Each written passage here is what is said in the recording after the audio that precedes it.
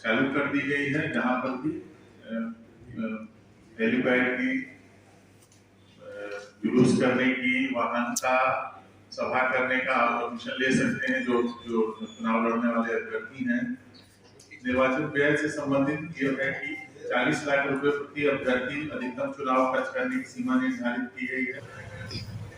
नमस्कार, आप देख रहे हैं दैनिक लाइव 24। मैं हूं आपके साथ वीरेंद्र कुमार। आज जिला प्रशासन ने मीडिया के साथ बात करते हुए कहा कि इस बार जो चुनाव है वो बहुत ही पाक साफ होगा, बहुत ही अच्छे माहौल में होगा। जिस प्रकार निर्वाचन पदाधिकारी पर जिलाधिकारी नवीन ने तमाम मीडिया कर्मियों को संबोधित करते हुए बहुत सारी बातें बताई। बता दें आपको, पुलिस कप्तान विश्वजीत दयाल की दया किसी क्रिमिनल पर इस पर नहीं रहेगी। कई क्रिमिनलों को विश्वजीत दयाल जेल अबदर करने का मन बना लिया। और भी बताते हैं आपको, कई लाइसेंसधारी जो बंदूक कई लाइसेंस में मिलता है, कई बंदूकधारियों की भी लाइसेंस रद्द करने के लिए प्रशासन सोच रखी। उन लोगों ने कोई रिन्यूअल कराया नहीं था।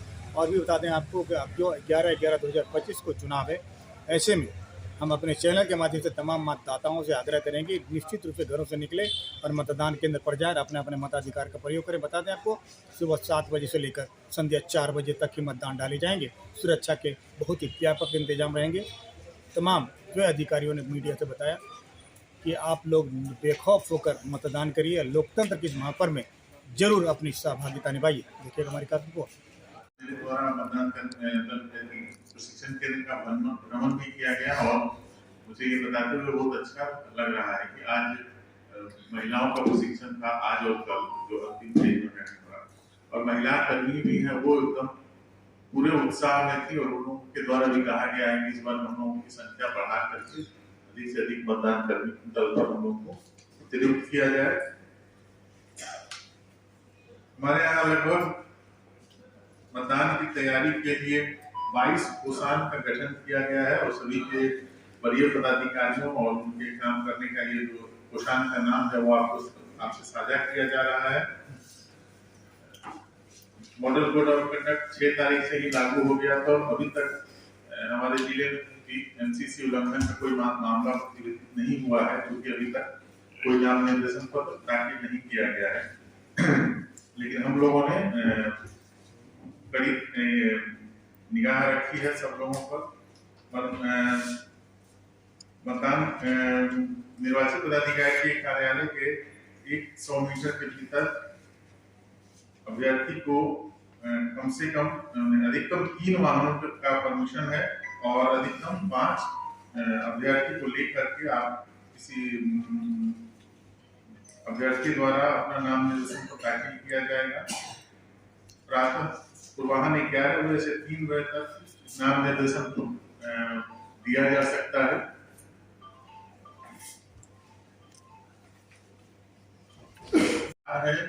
और निष्पक्ष, स्वतंत्र और पारदर्शी तरह से चुनाव कराने के लिए हम लोगों के द्वारा मतदाताओं से भी स्वीप के माध्यम से अलग अलग बूथ पर, अलग अलग मोहल्लों में, अलग अलग टोलों में मतदाता जागरूकता अभियान चलाया जा रहा है, ताकि अधिक से अधिक मतदान हमारा हो सके। हमारा वीटीआर जो पिछले बार राष्ट्रीय औसत से लगभग 3% कम था लोकसभा चुनाव 2024 में, तो हम उसको अधिक से अधिक बढ़ा सकते।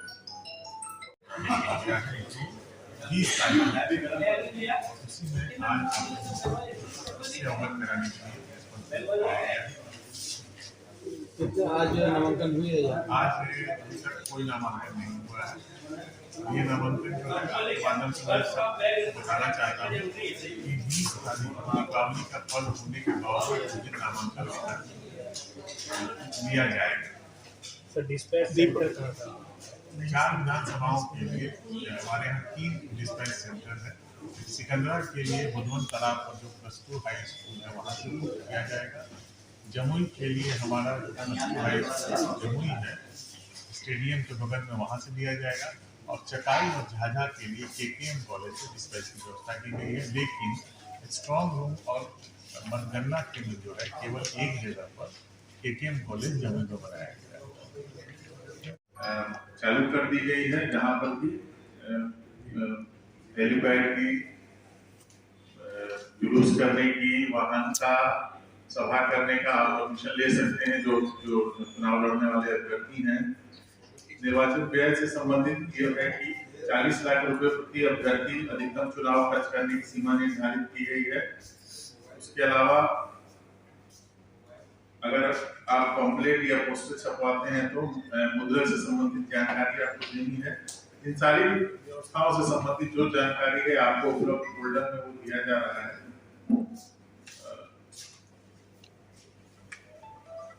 2025 में और फिर 7वें महीने हम लोगों ने 2 बार लिस्ट निकाला था, पेपर पर भी निकाला था, पूरी लिस्ट 749 निकली थी।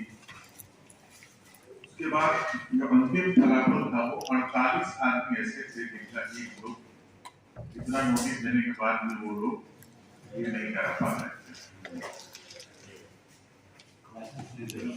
सत्यापन नहीं करा पा रहे।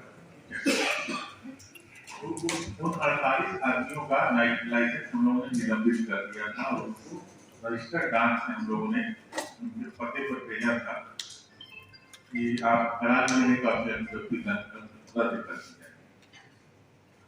उसमें से लोगों ने अपना जमा करा दिया। 11 आदमी थे वो मृत पाए गए। 9 आदमी जो थे सुरक्षा की क्या व्यवस्था है? कोई रेडी हो गया? जो मैंने एक साथ का मामला होगा। इसके अलावा हम लोगों ने 7 व्यक्तियों को सीसीए के तरफ से उनको ये किया है, जिसके टीम जो होता है चिन्हित किया है। अच्छा लगेगा लगभग 7 सालों के बाद सीसीए 12 का प्रस्ताव जो कि हाईकोर्ट से अनुमोदित होता है, इसमें किसी को जेल में रखा जा सकता है। जमुई जिले में हमारे और थाना खैरा, इसमें 7 जनवरी 2025 को सरस्वती पूजा के दिन एक मर्डर कर दिया था और उसको 9 हो गया था और 9वें केस में भी उसको बेल मिलने की संभावना थी। इसके परिप्रेक्ष्य में हमारे एसपी साहब अनुशंसा की गई थी और फिर हमारे और एसपी साहब के वहाँ पेशी हुई थी हाईकोर्ट में और उसको 6 महीना तक जेल में रखने का, ताकि चुनाव का कार्य हमारा प्रभावित नहीं हो सके, उसको कंफर्म किया गया। तो जो यहाँ का सूचना हम लोग को मिला है कि 2017 में यहाँ अंतिम बार यहाँ सीसीए 12 लगाया गया था और उसके बाद आज 2025 में इसको किया गया है। तो लगभग 7 सालों के बाद ये कार्रवाई। किन्हीं को जिला बदर भी किया गया है क्या सर? जिला बदल हाँ, कोई बोल रहे थे सब चीज पड़े।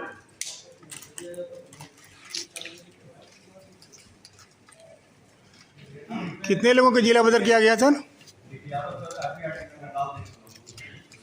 ये 12 और सीसीए की जो कार्रवाइयाँ होती है ये ऐसे आपराधिक तत्वों के खिलाफ होती है जो समाज में लोक व्यवस्था प्रभावित करने का शंका जिस पर रहता है। तो जो बेल आउट है, जो जेल से बाहर है, उन पर हम लोग जो सीसीए 3 का प्रस्ताव देते हैं उसमें हमारे प्रस्ताव पर जब सहमति होती है तो उसको लोग जिस जिले से दूसरे जिले को एक्सटर्न कर देते हैं। वो कार्रवाइयाँ भी चल रही है, करीब 60 लोगों पर ऐसी कार्रवाई हो रही है। और एक जो उससे ज़्यादा जो कठिन जो है वो जो जेल में जो क्रिमिनल है और ऐसा लगता है कि जेल से बाहर निकल जाएगा, बेल जमानत का अर्जी दाखिल किए हुए है, तो ऐसा क्रिमिनल जेल से बाहर तक न आए तो हम लोग इसके लिए प्रस्ताव डीएम साहब के माध्यम से गृह विभाग जाता है। गृह विभाग में भी उसकी स्क्रूटनी होती है और उसके बाद उसे माननीय उच्च न्यायालय में भेजा जाता है। माननीय उच्च न्यायालय में जो एडवाइजरी बोर्ड है उसके समक्ष हम लोग अपना पक्ष रखते हैं। हम लोगों ने अपना पक्ष 26 सितंबर को रखा था और उसके बाद माननीय न्यायालय द्वारा जो से अनुमोदित कर दिया गया और गृह विभाग द्वारा इस संबंध में सूचना जारी कर दी गई है।